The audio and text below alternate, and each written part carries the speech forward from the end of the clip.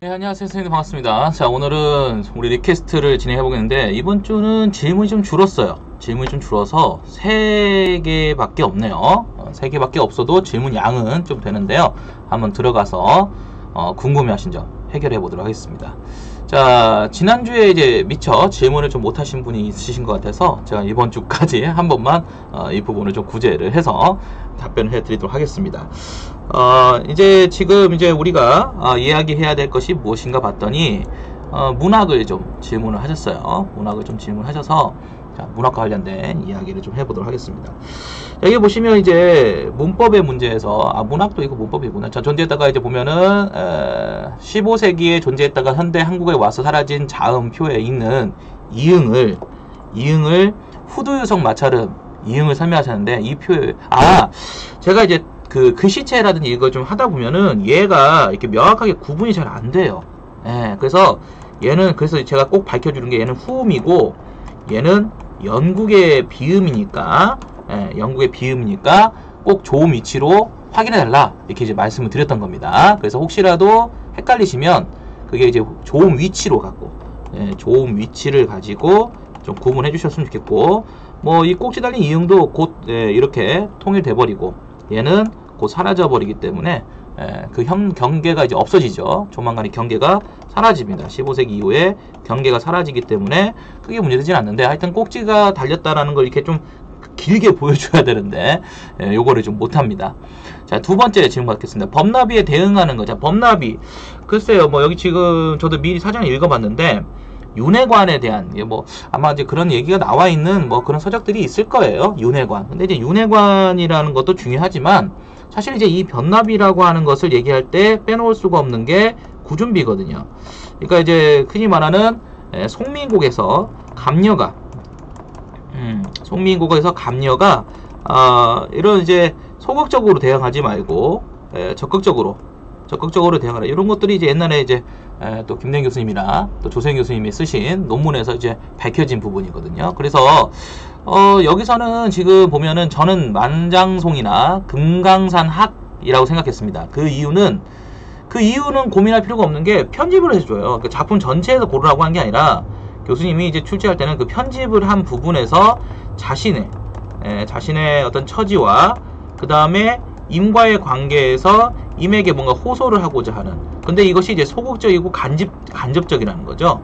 소극적이고 간접적. 왜냐면 지금 보면은 요러한 성격이 강한 게 송민곡에서의 화자의 태도의 차이거든요. 그래서 요거하고 좀 경계를 긋고 이해를 하시면 좋을 것 같아요. 그래서 뭐 매화든 뭐든 뭐 윤회관은 크게 중요하지는 않아요. 솔직히 말해서 충분사상이 드러나는데 윤회관이 꼭 있을 필요는 없거든요. 윤회관이라는 건 내가 이제 죽어서 범나비로 다시 태어나겠다 뭐 이런 얘기를 하는 건데, 그게 쉽게 말하면 내가 범나비로 다시 태어나더라도 임을 향해서 끝까지 충성을 다하겠습니다라는 어떤 메시지를 전달하는 거기 때문에 사실은 상대방이 나를 인정하지 않든 인정하든 간에 무조건적인, 이걸 모성애적인 사랑이라고 하는데, 모성애적으로 나는 무조건적인 사랑을 베풀 거다 라고 하는 이제 충고사상이 드러나는 부분이니까 윤회사상이 있든 없든 그런 것보다는 내가 상대방에게 어떤 충을 드러내는 알레고리가 드러난다고 한다면 그 대상을 해당되는 지문 안에서 찾으시면 돼요. 이런 문제들은 만약에 나온다고 한다면 복수 허용이 될 수밖에 없는 근거가 좀 많이 있습니다. 예를 들어서 과거에 나왔던 문제 중에 하나가 강호하고 대립되는 공간 찾으라고 했는데, 그 작품 안에서도 장안도 있죠, 북골도 있죠, 뭐 십장 홍진도 있죠. 찾을 게 굉장히 많거든요.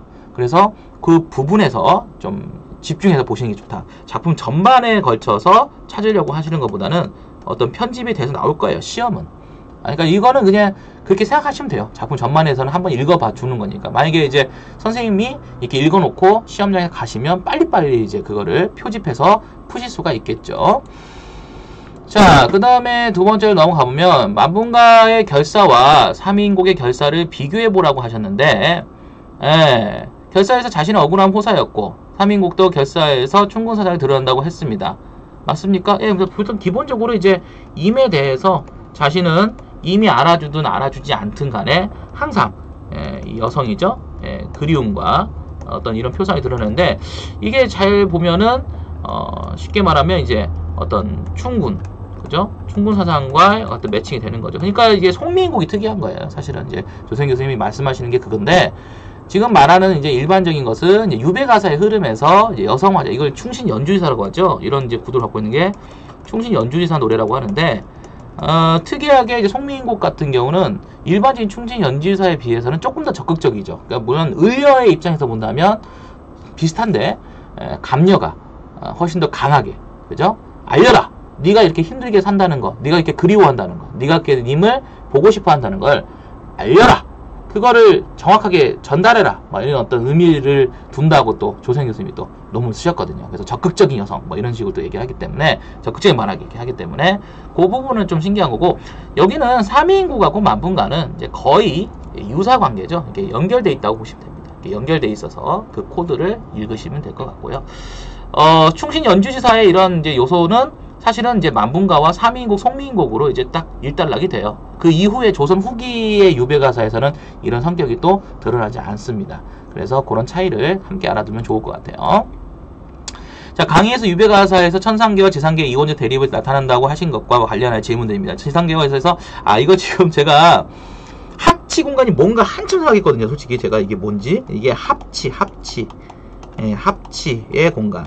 합치라는 말이 뭐냐면 이제 논문에서 나오는 용어인데, 합치라는 게 뭐냐면 임과 내가 여성 화자가 함께 있었던 with, 그죠? 함께 있었던 공간, 이걸 얘기하는 겁니다. 합치한다. 합치 하나의 공간이다. 그러다가 이제 여기서 이 유배로 이 여성이 홀로 이별을 하고 홀로 있는 이 공간을 유배로 이제 인식을 하는 거죠. 그래서 이게 이제 지상계의, 죄송합니다.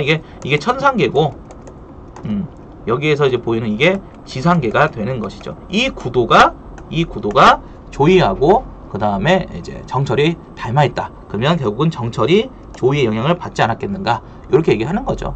그래서 요거를 얘기하는 거고요. 요거는 이제, 논문이나 이런 일반 전공서에서 좀 많이 나오는 용어인데, 제가 사실은 마스크를 안 쓰고 싶은데 코로나 때문에 마스크를 써야 돼요. 그래서 저도 들어봤거든요. 모니터를 해봤는데 발음이 좀 인강생분들한테 너무 죄송해요. 발음이 조금 잘 안 들리더라고요. 제가 들어봐도. 근데 여쭤봤더니 그걸 반드시 해야 된다고 그래가지고 직강생분이 앞에 계시니까 별 수가 없을 것 같아요. 그래서 조금 코로나가 안정이 될 때까지는 마스크를 일부러 제가 그러니까 입이 좀 떨어지게 하는 그 무슨 고정물도 있더라고요. 그래서 그 고정물도 샀는데 생각보다 전달력이 좀 떨어져서 솔직히 좀 죄송합니다. 그래서 마스크는 안 쓰고 할 수는 없어서 마스크를 꼭 쓰다 보니까 혹시라도 이런 용어가 좀 헷갈리시면 물어보세요. 이런 공간 찾으려고 하지 마시고 발음부터가 안 맞는데 학치 공간이네요. 그래서 학치가 뭐지? 그래서 한자 생각했습니다.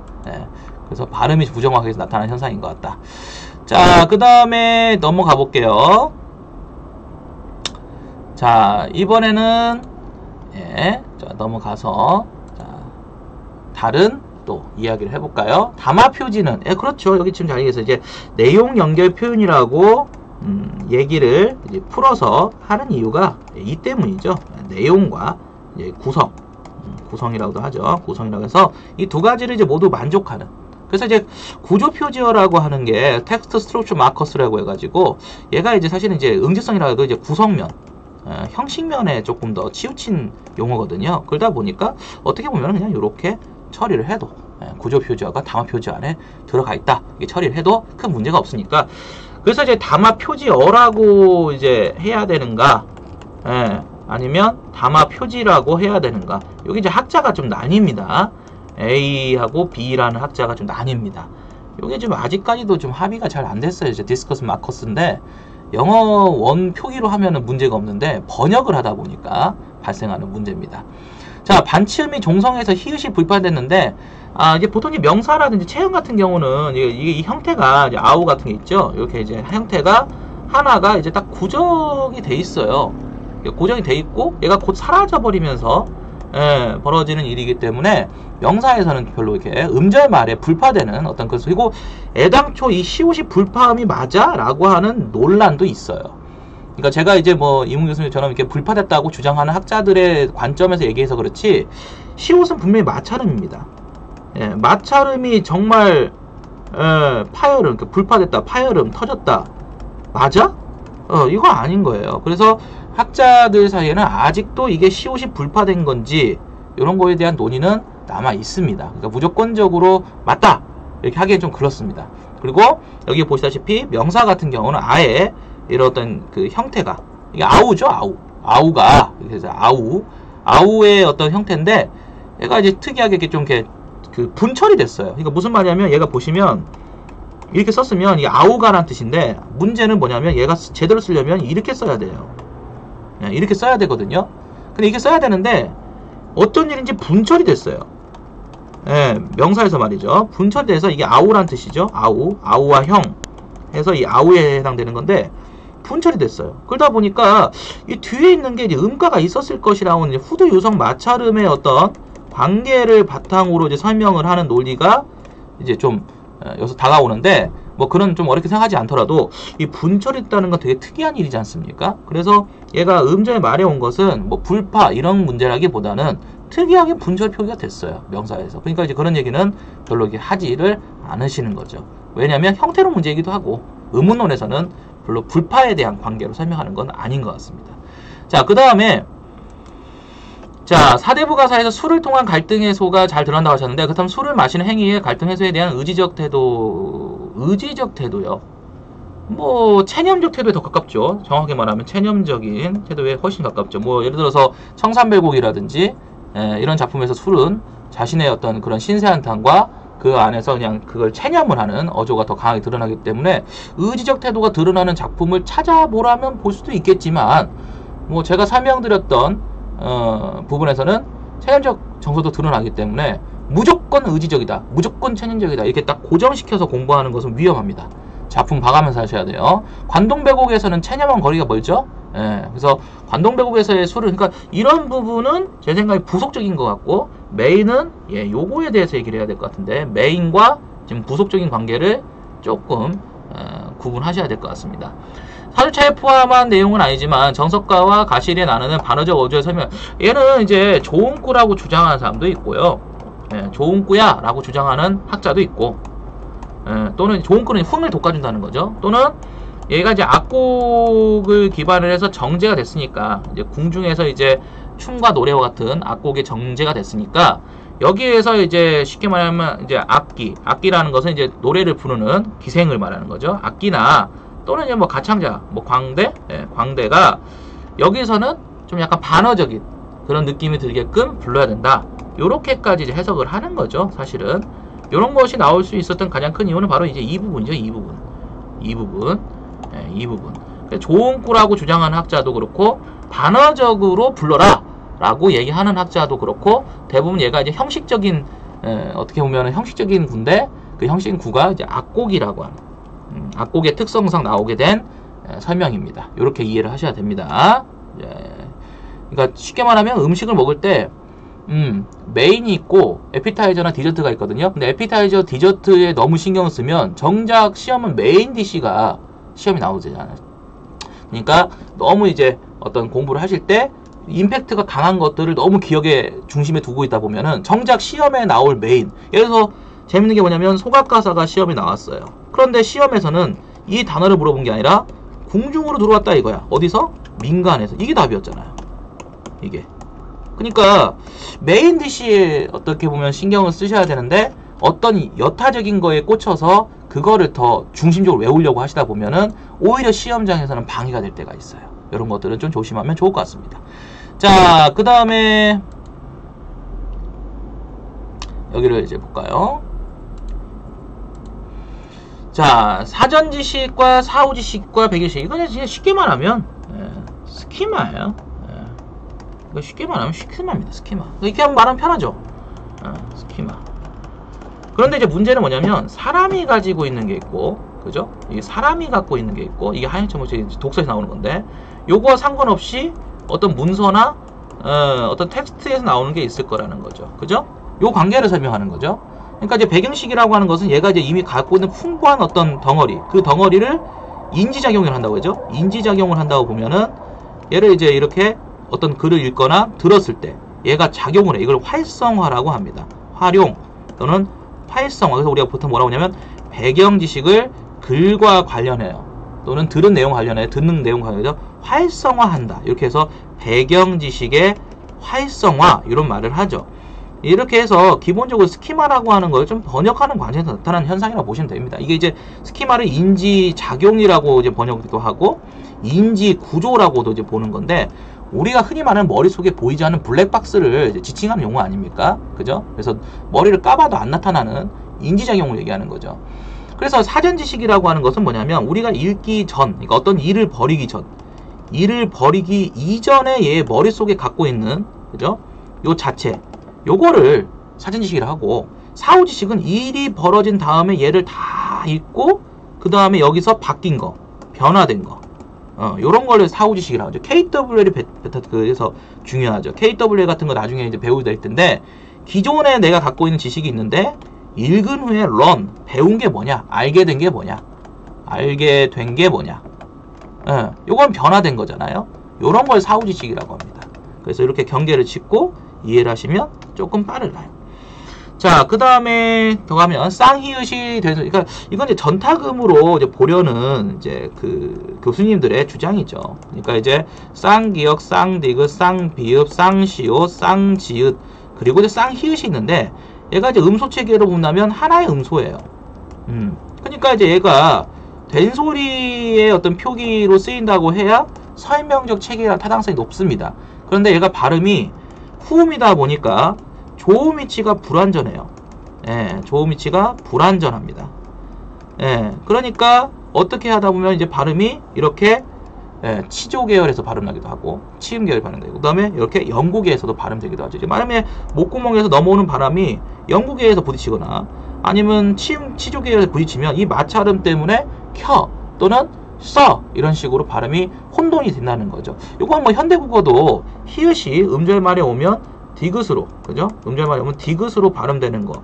얘는 지금 후음인데 얘는 지금 치조 계열이잖아요. 그러니까 이게 좀 불완전한 조음위치 때 나타나는 현상이거든요. 그러니까 쌍히읗은 조금 문제가 있다는 거죠. 쌍히읗은 명확하게 어디서 어떤 발음이 냈는가를 좀 불완전하게, 아마 당시의 사람들조차도 불완전하지 않았을까. 그러니까 쌍히읗이 되게 재밌는 게, 이 쌍히읗이라는 놈이 후음인데 후음 계열이 이렇게 다분화되어 있다니, 이게 되게 의아한 거죠. 후음은 되게 단순한데 전 세계를 놓고 봐도. 근데 우리나라의 15세기에 후음 계열이 여린 이읒도 있었죠, 히읗도 있었죠, 게다가 쌍히읗도 있죠, 게다가 이 호두여성 마찰음도 있죠. 그러니까 이제 이런 것들이 이렇게 체계화되어 있는데 나중에 지금 현대로 오면 구분이 거의 안 되는 거죠. 이게 구분이 되겠어요? 안 되지. 그러니까 뭐만 살아남았어? 결과적으로 요것만 살아남아서 하나만 있는 거죠. 나머지는 싹 없어져 버리죠. 그래서 이제 쌍히읗은 전타금의 관계를 설명하려는 학자들이 이제 된소리 표기를 설명하려고 하는 거고, 후설성과 전설성은 같은 말이에요. 그러니까 이제 후설성이 없다는 말과 전설성이 없다는 말, 중거를 어디다 두고. 근데 왜 이렇게 얘기하냐면, 전설성은 원래 없었거든. 원래 없었잖아요. 이게 15세기가 없었어.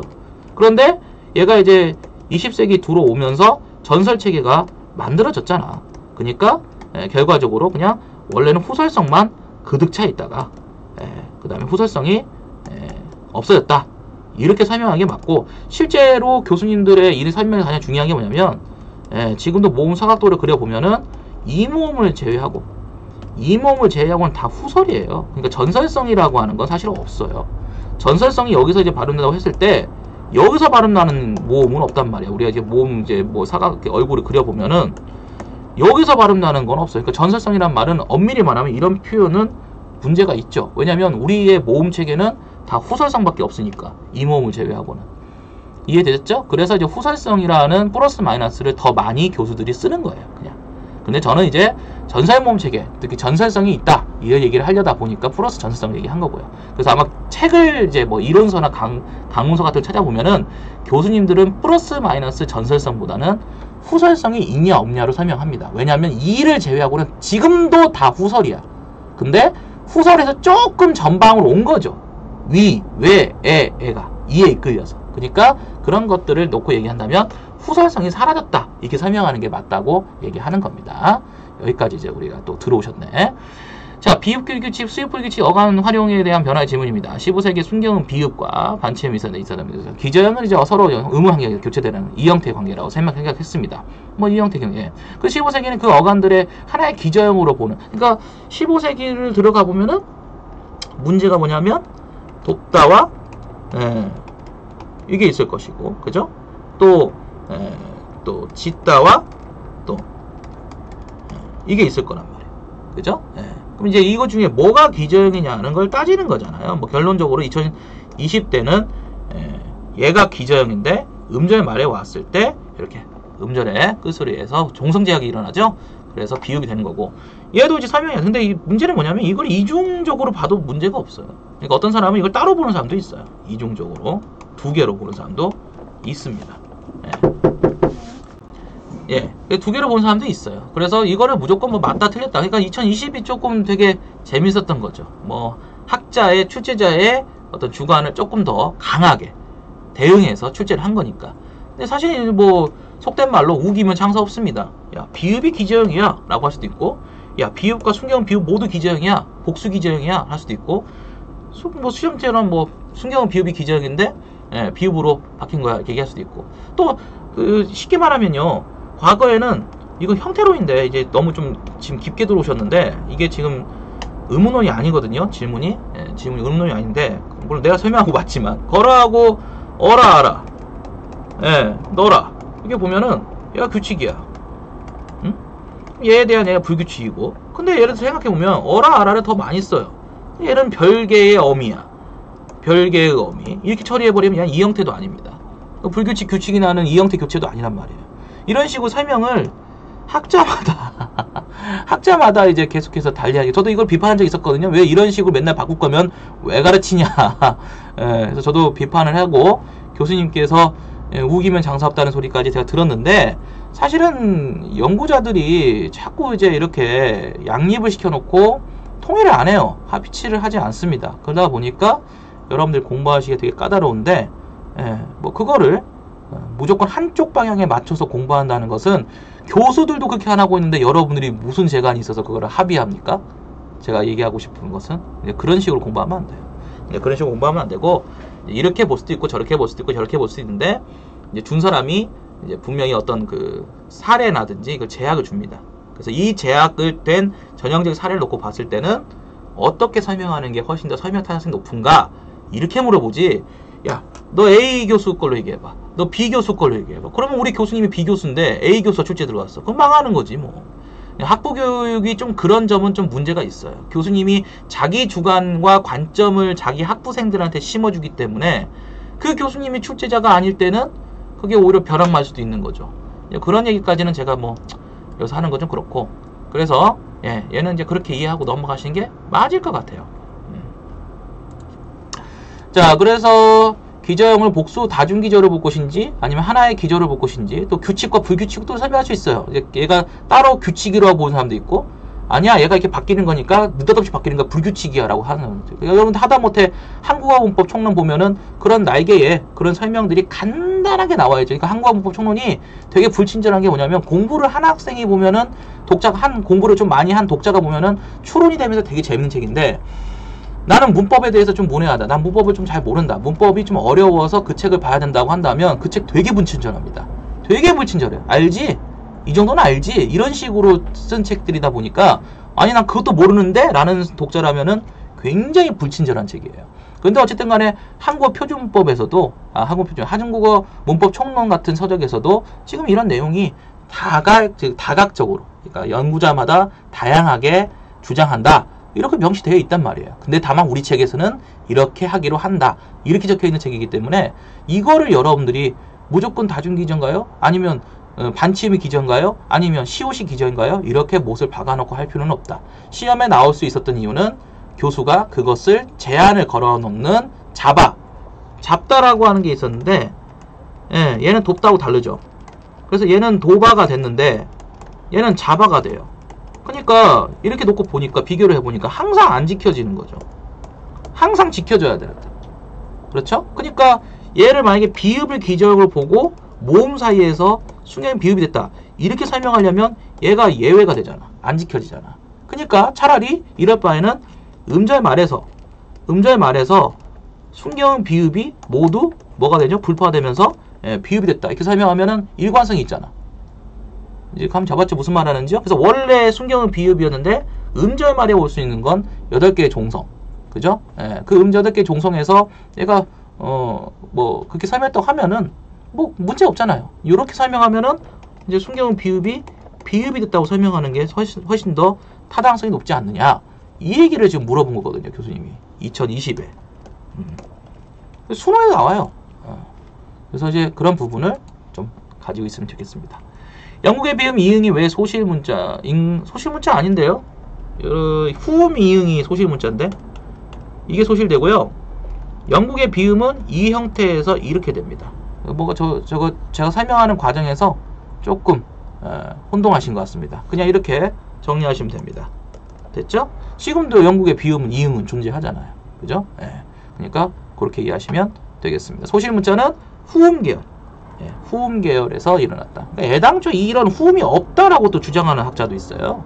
이건 이제 음소로 인정하겠다는 학자인 거고, 그죠? 음소로 인정하지 않겠다는 학자도 있어요. 그러니까 이거를 사실은 이제 우리가 문법 공부하면서 감안해야 될 부분입니다. 이 문법이 내부적으로 가장 큰 문제가 학자들끼리 합의를 하지 않아요. 참 문법 학문을 하시는 분들의 문제점입니다. 내가 봤을 때는요. 그래서 합의가 이루어지지 않으니까, 물론 다원적인 학문에서 합의가 무슨 의미가 있냐? 의미 없죠. 학문에서는 의미가 없는데 이건 시험이잖아요. 그럼 아예 내지 마시든지 그렇게. 그러니까 합의를 이루지 못한 거는 못 내시든지. 그래야 되는데 내버리잖아 또 교수님이. 그러니까 이제 합의라는 게, 이때 합의는 이제 스카이가 모여서 합의하면 끝나는 거지.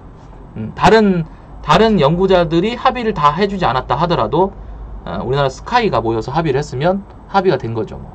저도 이제 그런 식으로 염두에 두고 출제를 하거나 가르쳐 드리는 것 뿐입니다. 스카이를 중심으로. 스카이라 하면 아시잖아요. 어떤 대학인지. 그렇잖아요. 우리나라 국정교과서도 서울대 국어연구소에서 과거에 7차 때 만들지 않았습니까? 그러니까 서울대가 만든 교과서를 우리가 보고 배운 거잖아요. 그동안에.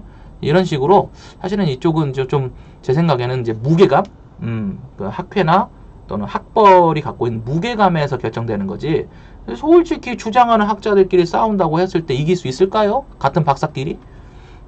그래서 무조건 이거죠? 무조건 저게 해야 되는 거죠? 라고 하는 거는 좋지 않습니다. 그래서 시험 문제가 왜 필요하냐면, 왜 시험 문제를 가지고 공부한 것을 꼭 체킹해야 되느냐면, 물어보는 사람의 방향에 맞춰서 읽어낼 줄 아셔야 돼요. 문법은. 그게 심해요. 그러니까 어떤 탐구 문제를 냈을 때는 항상 주어진 사례와 주어진 조건 안에서 타당성과 전형성을 따지셔야지 머릿속에 있는 스키마를 작용해가지고 푸시면 안 됩니다.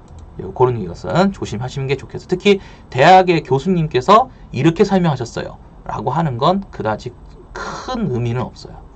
그 대학 교수님이 시험을 출제하셨던 교수님이라면 의미가 있을지 모르겠으나, 그런 관계가 없다.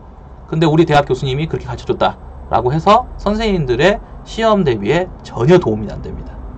그런 것이 이제 좀 학문의 다원성이 시험에서는 별 효용성이 없다라고 얘기하는 것 중에 하나예요. 표준형 교육과정이 없다 보니까 벌어진 일입니다. 어쨌든 이렇게 정리하면 되겠죠? 오늘은 이 정도 해서 마무리 짓도록 하겠습니다. 다음에 또 뵙도록 하겠습니다. 안녕히 계십시오.